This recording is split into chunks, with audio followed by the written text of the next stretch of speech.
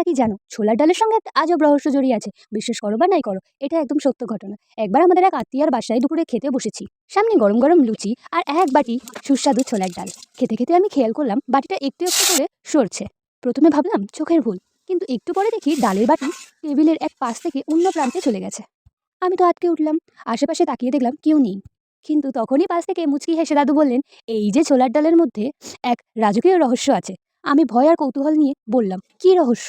দাদু বললেন, আগেকার দিনে রাজবাড়িতে এক সেরা রাঁধুনি ছিলেন, যিনি এক মশলা মেশাতেন যার গন্ধে মানুষ মুগ্ধ হয়ে যেত। তার রেসিপি ছিল এক লোভনীয়, যে একদিন সে হঠাৎ উধাও হয়ে যায়। বলে যায়, আমার তৈরি ছোলার ডাল একবার যে খাবে সে আর কখনো ভুলতে পারবে না। আমি তখনই বিশ্বাস করতে পারছিলাম না। তবে সত্যি বলতে সেই দিনের পর থেকে আমি যখনই ছোলার ডাল খাই মনে হয় যেন কোনো এক অদৃশ্য হাত আমাকে আরও একটা লুচি নিয়ে খেতে বলছে।